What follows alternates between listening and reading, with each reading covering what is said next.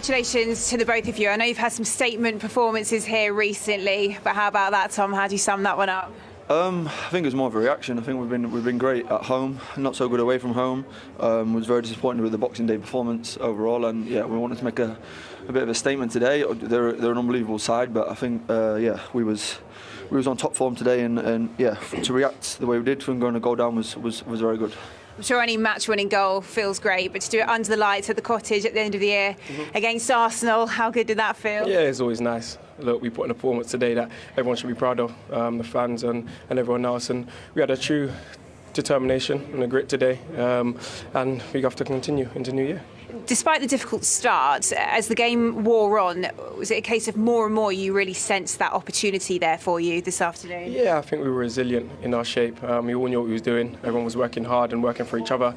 And on the ball, we was very good. We understand how we can hurt them. And thankfully for me, I got the goal, right place, right time. But the lads worked really hard today and deserved the victory. Yeah, Tom, you played your part in the first goal there, a beautiful assist. It just looked like everything was falling for you, it was clicking for you out there. Is that how it felt? Yeah, I feel like I said, even though we went to go down early on, I feel like there's still a belief amongst us. I mean, we've been very good here, so we've got a really feel-good factor at home. But yeah, it was key to get the equalising goal. It was a great finish from Morale, and yeah, we kind of built on from that really.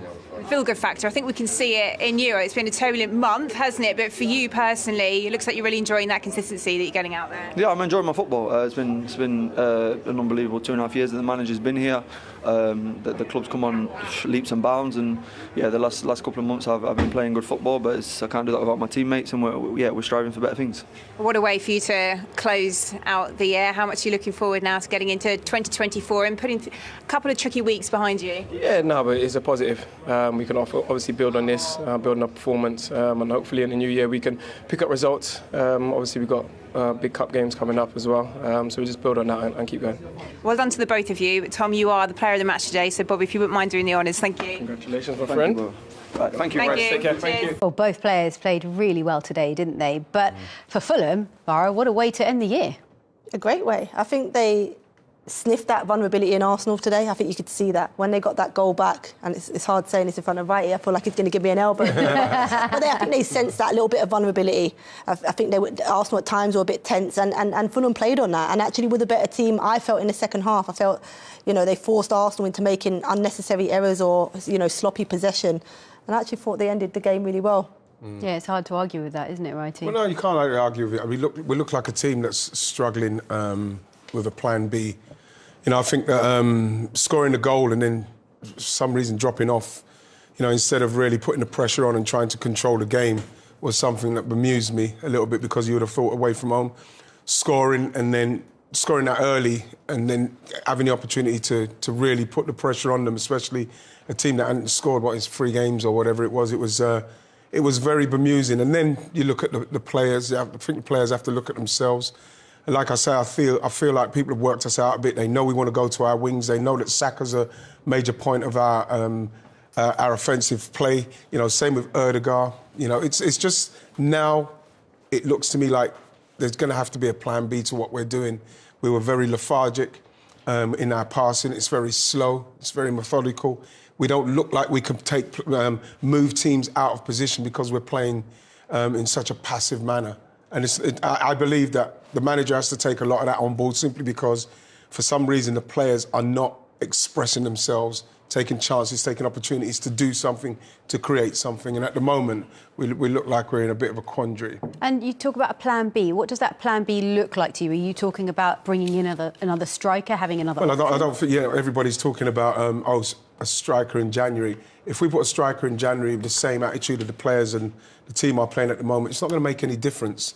I think that everybody knows that we're looking for a striker, a main striker probably, but I'm not sure that would make any difference right now in the way we're playing. We're not playing the kind of football where you think, OK, if we put that striker in, we're going to kick on. We're playing quite lethargic, slow, methodical football, which is very predictable. And the manager needs to do something to give us another option so as we can break teams down. We don't even look like, when a team scores, we don't look like coming back in the game at the moment. And actually, in January, we've seen it with teams before. If you do bring in a player, you need that player to hit the ground running and be at the top of their game and slot in so well if you are going to challenge for the title. Exactly. Which is quite a hard ask. Yeah, it is. Exactly that. It's quite difficult to do that. You come into a new club, new formation system, working under a new manager, surrounded by different types of personnel, can be difficult. But I think Arteta, you heard him in the pre-match interview. He said his team's there to win here today at Craven Cottage. They have to play with intensity.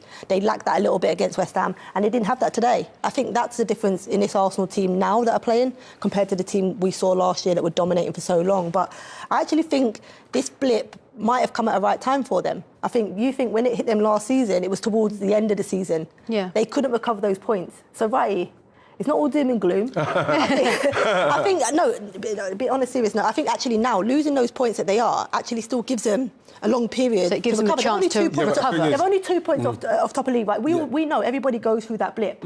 Arsenal did it too late last season and couldn't recover them points to fight for the league. Yeah, but when they probably can now. You hope they can, Farah. But if trying to give you some hope going. Yeah, I'm trying to take the hope from you. But the thing is that why it's very difficult to take that on board is because there's nothing that I've seen from Arsenal in the last 2-3 games what makes me feel that, all of a sudden something's just going to click into place because we're not playing with the kind of confidence.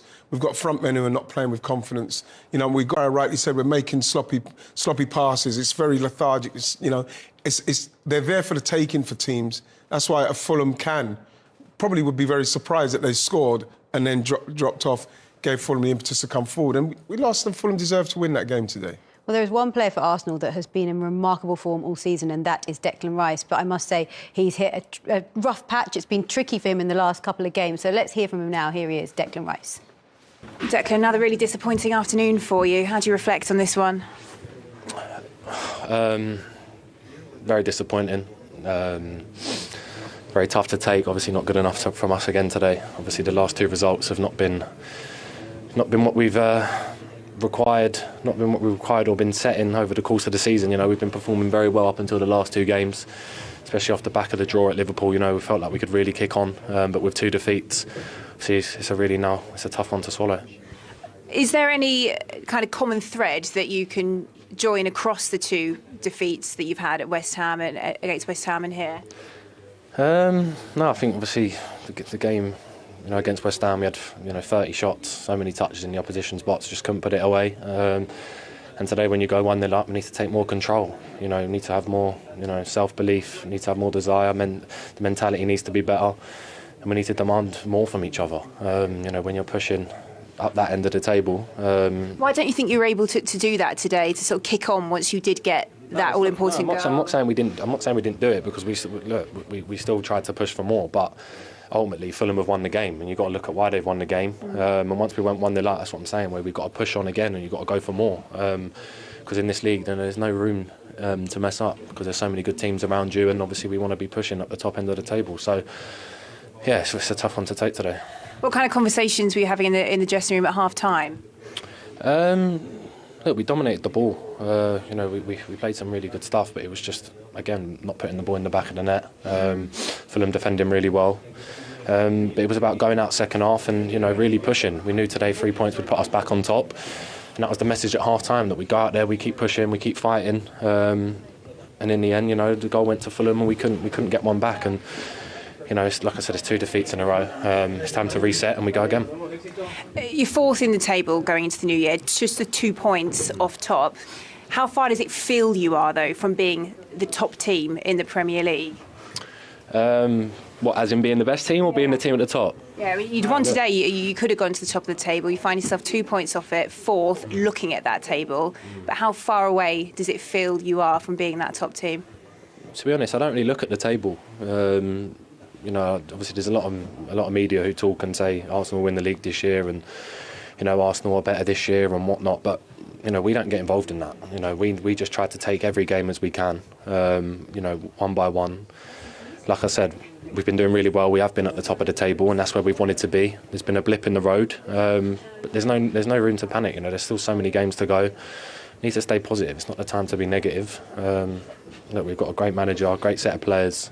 and we'll keep going. After 5 minutes. I think a bit of both. I think Arsenal's reaction to scoring, as Wrighty said, you'd probably expect them to keep the pressure on, keep that intensity on in their play and try and, get another one. I think the fact that they withdrawn a little bit from that and sat back a little bit of a deeper block, so there was probably a mid-block, allowed Fulham to get a feel of the ball. And when players get a feel, they start to grow into the game. And Fulham players started to do that. Willian and Iwobi, they started to get on the ball.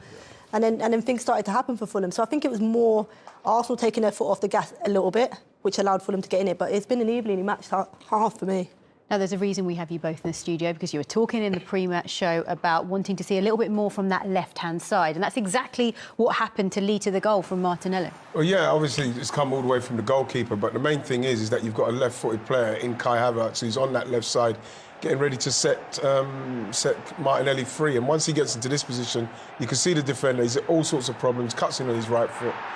And then we get the goal. But that's what Arsenal are capable of on that left. If you've got that left footer to free him, and obviously, bam, and he's in, Farah, you know what I mean? And so from here, you know what I mean, he's got a problem. Any defender's going to have a problem here. And they do it so early. Obviously, Fulham, it's come from a cross, so Fulham have committed bodies into the box. And you can see Kai Havertz, as soon as he sees the keeper get the ball, he's asking for that release early because he knows that then Fulham are vulnerable with the amount of bodies they committed.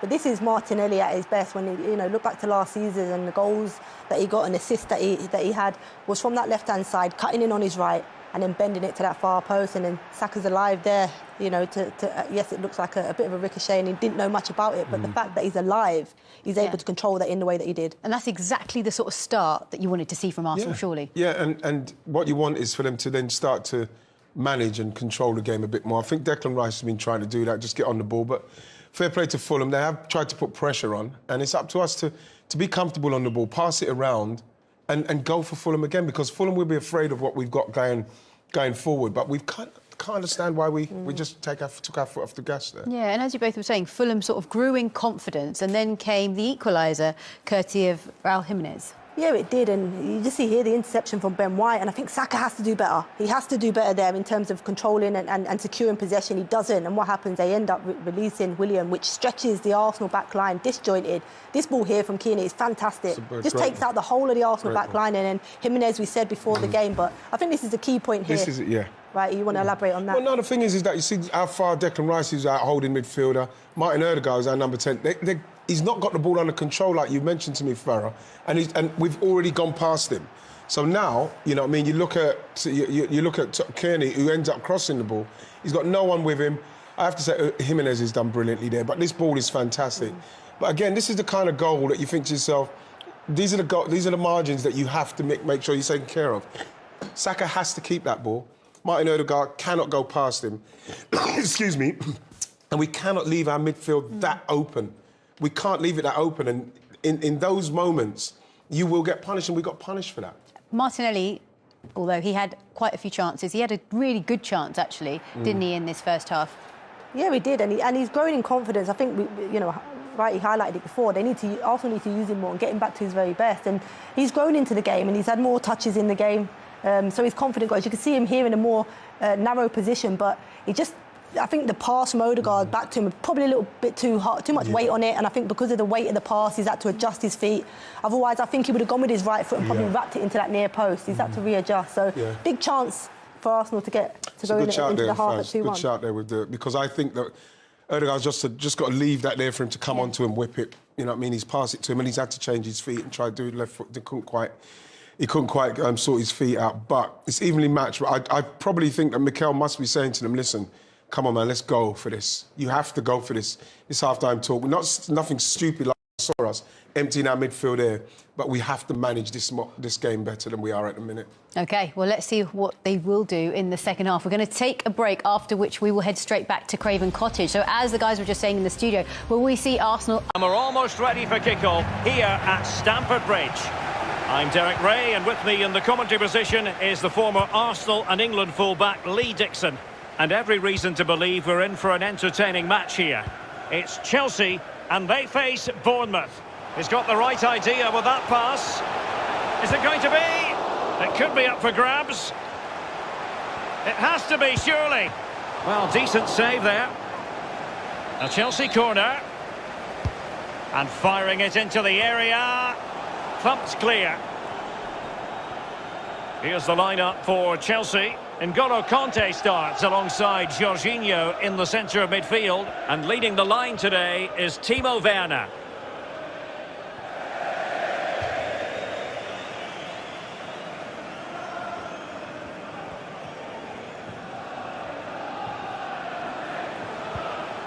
Werner. Pulisic now. Good visualisation and execution. Can they convert? And a goal! They start as they mean to continue. They make the opening statement.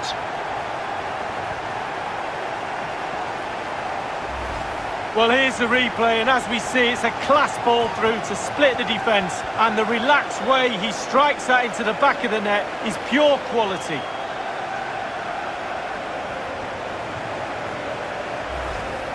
The opening goal of the game then.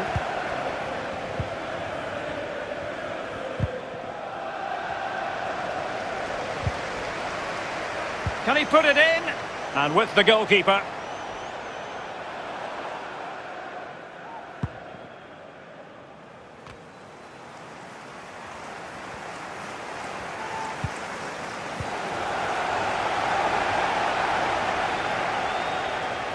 And they'll get ready for the throw-in.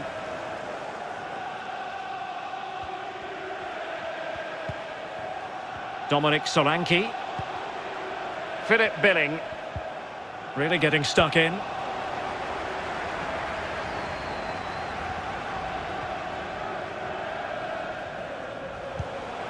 Werner. Useful looking ball. Not to be this time.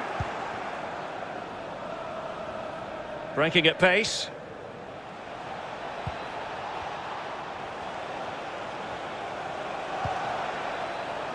Brooks.